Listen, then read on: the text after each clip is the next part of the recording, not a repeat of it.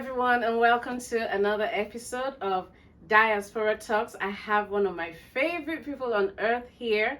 I am so excited talking to him today. I'm so excited about him sharing his stories with you all. I call him Babai, Sensei Vai, Mr. Vai. I call him all sorts of names, and I'm gonna let him introduce himself. I have with me Blyden. Welcome to the show, Thank you, Mr. Tosi. Vi. Thank you. How are you doing today? Fine, thank you. I'm doing Yes. this fine. Yes. And if you're familiar with, Pan-Africanism, maybe the name Blyden does ring a bell. Why do you think the name Blyden should ring a bell to the listeners? Well, you just asked about Pan-Africanism, so those people who have, come across it or are interested in that aspect of African history would have come across the name Edward Blyden, who's considered to be the father of Pan-Africanism. It was my great-grandfather.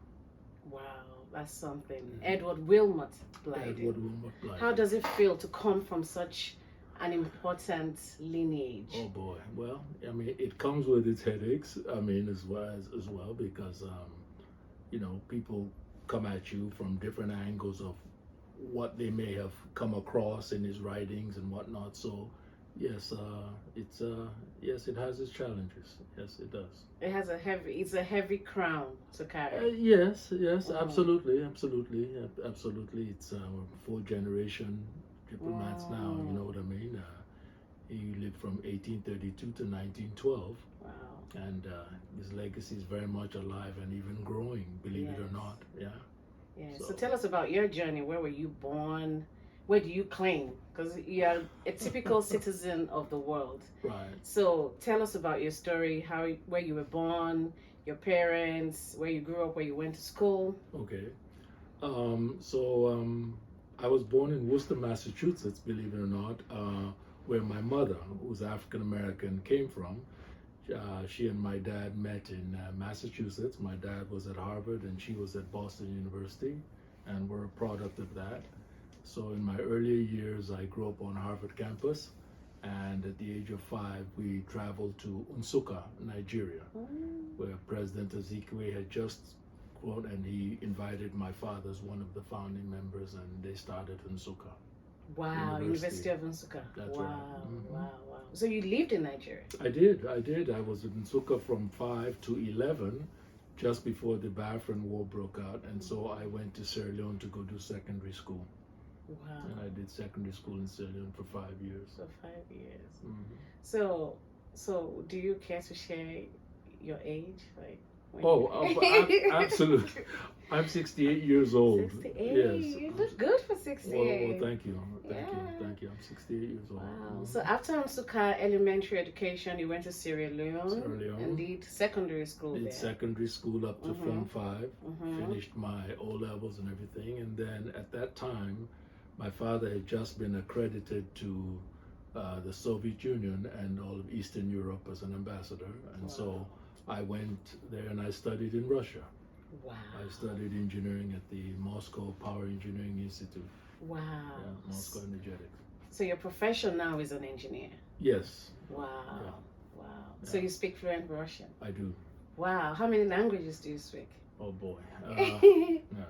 Well, in all, I speak 7. Yeah, I do speak 7. And so...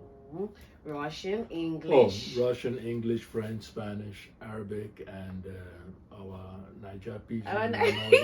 Our Niger Pidgin is a language. Which one you did? Yeah, which one you did? So anyway, yes, the Sierra Leone Creole, Nigerian Pidgin, and I do the Caribbean dialects as well. Wow. Yeah. So after Russia, what came next? After Russia, I finished in 79. I went to Sierra Leone.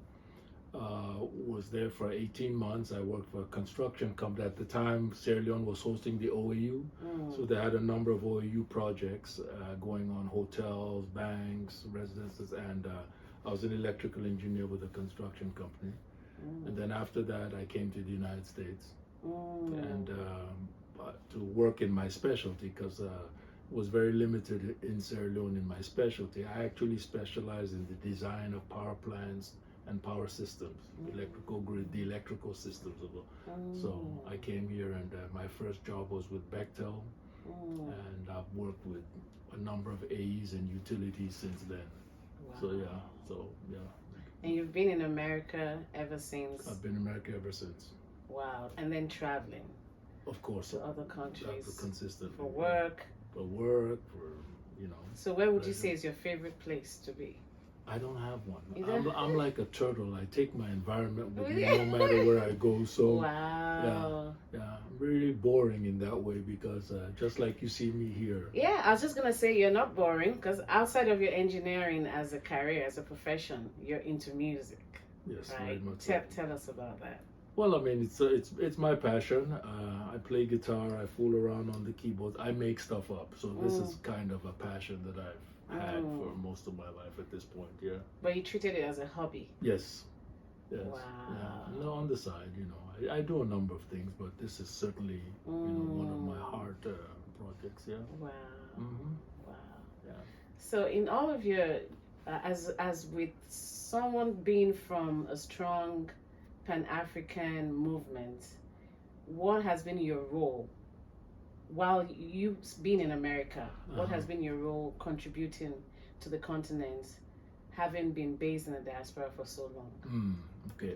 Well, I've always been connected with the continent ever since I came, but my contribution has been more putting the focus on energy development in Africa.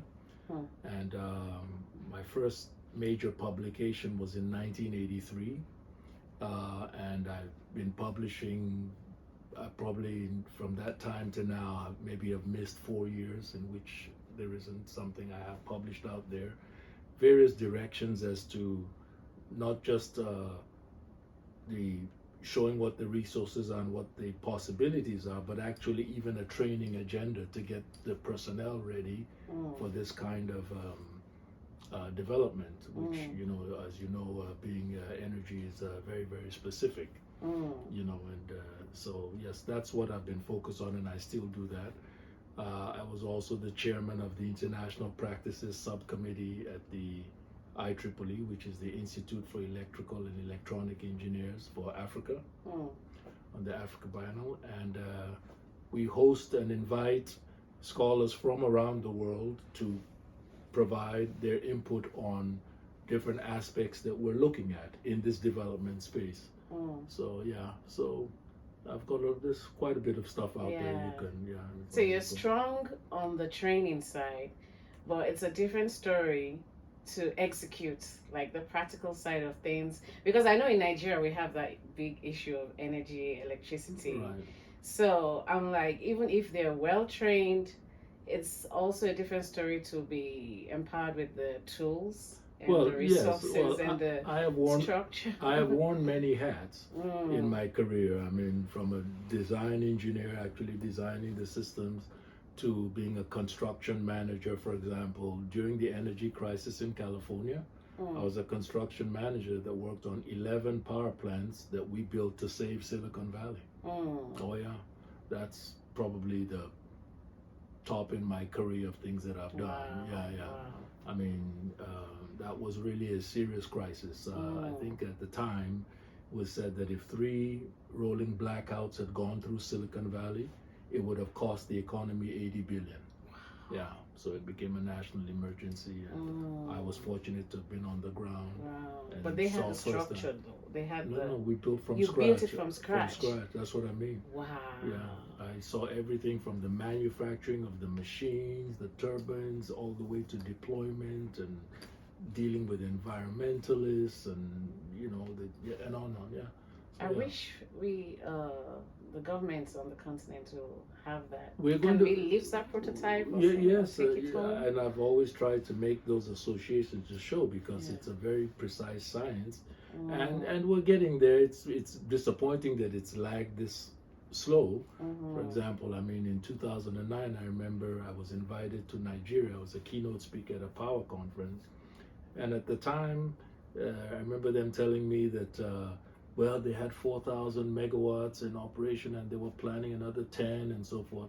And I interrupted them. This was with the press, after the press. And I said, part of the problem with what you just said is, to me, is that a country the size of Nigeria should not be thinking about 10,000 megawatts, and that's the problem. Your size, 100,000 should be your baseline, and then you phase your development into it. But just thinking of 10, the company that I had just worked with in California that I was telling you about, in 3 years we built 35,000 megawatts, and Nigeria is still today at so, you know. So there are challenges, but Definitely but we're at a major inflection point right now with the geopolitics going on. You know, Russia, Ukraine, and supply chains being disrupted. So there's a huge opportunity for Africa right now, because now there is a focus on Africa. Yeah, all the world powers are battling over Africa, and so I'm very optimistic. Yeah, and you have to have your power. Without that, you're not going anywhere. True. Right. Are there other Blyden descendants that are still on the continent? Yes. Doing things. Yeah. You Well, have siblings, there are cousins. Yeah, nieces, nephews, things like that. You know. Sierra Leone in particular, or where? Yeah, Sierra Leone in particular. Okay. Yeah. But most of us are here. I mean, my own immediate siblings, you understand, the distant nieces and things like that are out there. Okay. And, Do you get to have like a family reunion? Not really. Like I said, the bulk of us are here, and we get together, of course, on typical Thanksgivings and Christmases and so forth. Now, my immediate family, and we went to St. Thomas, where my great-grandfather came from. We spent Christmas there, for example. So I have those families as well in the diaspora. Yeah, in the diaspora. Yeah. Which brings me to the next question, because it's not a conflict. I won't call it a conflict. It's just that blurry line in between Africans and African Americans here. Right. How have you, from your experience so far, have you come across any kind of friction in terms of the relationship between Africans and African Americans? Because you're a good example, because your mom is African American. So how do you balance those two identities? Well, gosh, I grew up as an African, so I don't really have conflict per se. You know what I mean? Yeah, I lived in Africa, grew up after. I've been Nigerian, definitely. so there's less of a transition factor for me in that sense.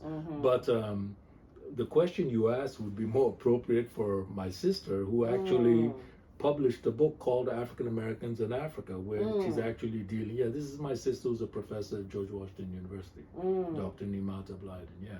So her book is out there, and she's getting very rave reviews. I think you probably would address, because there's a whole group that came up. I think they're called the ADOS. I don't know if you've heard of them. No. They're just very antagonistic against Africans. Well, listen, when you consider the psychological trauma we've been through for that whole city, you will have all kinds of.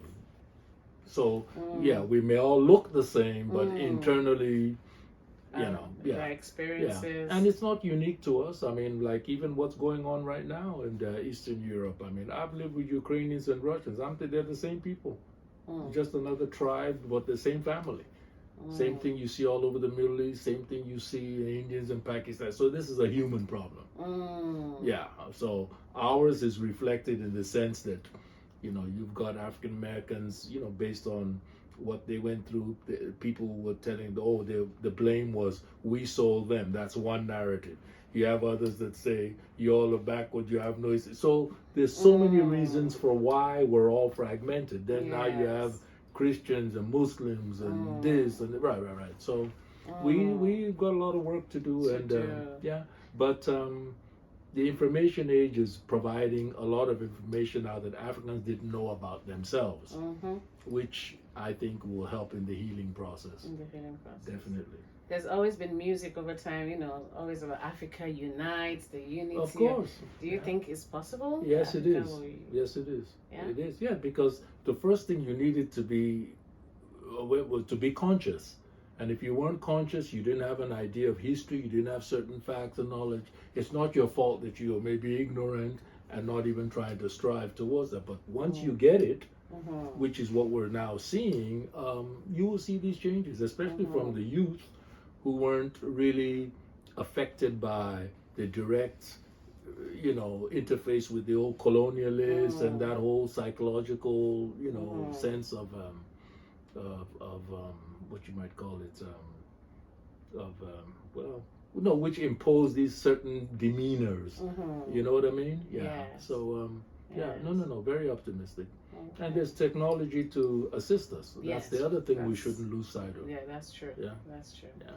So, how would you, in layman terms, to an everyday person, define Pan-Africanism? What does it mean to be a Pan-African? It means you think of yourselves as African. In other words, I'm not a Nigeria, I'm not a Ivory Coaster, I'm not a South Africa, because all of these were imposed on us. When we had the Berlin Conference that cut up Africa, there was no African there. So you go to Ghana, you find people from Togo of the same tribe. You go to Sierra Leone and Liberia. You know, the lines were arbitrarily just cut up. Yeah. So being a Pan-African means You trying to make your African first, and everything else is secondary. Yeah. In other words, okay, yes, you're Nigerian, but if the minute you say you're African, that helps, because you can identify geographically where you came from, what you look like, what your customs are, your culture. Yes, that is so important. So it's more, from what I'm understanding, more of like a national identity kind of perspective. That's certainly what it should be. And others are trying to make your culture homogeneous. Not even when I say homogeneous, let me define that. You're not saying everybody should be the same, but certainly your culture should be reflected and be proud of. In who you are. Yeah, I would also want to go a step further and say maybe the color of the skin. But absolutely, that's the most defining feature we have as like every black person is African. Right. Remember So- Peter Tosh's song? Which one? As long as you're black, you're an African, Okay, and okay. that from his what's the album called? Legal. Anyway, this We famous can go song of Google his, that. there's a famous Yeah. song of Peter Tosh where he talks about that, you know. And if you're black, you're African. And at the end of the day, I mean, let's face it, the more you get into knowledge, the more you realize that all human beings are connected and everybody comes from Africa. I mean, it really is that. I mean, yeah, it really. I mean, have you heard about the Eve gene? You know, like. Oh, please. Yes, I mean, yeah, it's out there. we have it all in us. Yeah. Wow, such a pleasure talking with you. What do you want? Any last thoughts for people out there, African people in the diaspora, about maybe someone coming to the West for the first time? What advice would you give such a person in terms of ways in which they must not lose their identity of who they are, where they come from? How can they still be connected to their roots? So any advice for new immigrants, new African immigrants? Yeah. I know that's a tough one, because in reality, one never really loses. Again, it's come back to these psychological. In other words, a guy he'll come to this country, and he now gets exposed to new types of food and this, that, and the other. But I guarantee you'll see that guy in his private thing. You know, they live in fufu and local. He will be, his DNA will be craving his. Right. Yeah. So that's one aspect. Of course, yes, you come, you adapt certain things like we all have, like someone like me who's lived all over the world, you know what I mean? But at my core, in fact, when this interview finished, now bitter leaf I had to go chop. Now it's you know what I mean? So yeah. So with the food, the culture, the music, clothing, the clothes, exactly. Stay connected. Stay connected, right? Yeah. Don't be ashamed of it. But in the past, that's what it was. You had Africans that would not even wear African clothes, I think because with it's Black Panther, Wakanda kind of changed. well, I hope it even gets even better. Especially Wakanda, because Wakanda has the technical component in it, which I'm more focused on. Like I said, the accelerated education with all these tools like AI and machine. This is where the world is right now. We need to catch up very quickly, and we can. Yes. Yeah, because now you don't need anything to do that but your intellect, which all these youth running around, millions of them, and so there's big opportunities. I see it that way. Thank you. Yeah. One last question. The questions keep coming as I think of rounding up. Please. Well, yeah. Is there any experience that stands out to you in all your travels as an African man now, as a black man, African, traveling the world? Is there any, not life-changing, but just mentally, how do I put it, that just stands out to you that you never forget? Like, it was a personal incident that happened to me? Personal incident, maybe, external of you, you know. maybe, I don't I know. mean, give me an example. Like I was someplace when an incident happened, or That something. you are the subject of the situation, though. Like, have you ever been discriminated against because of the color of your Somebody skin or just where you're asked me from? this the other day and was Yeah. shocked when I said nobody has directly to my face. I have not experienced Wow. that.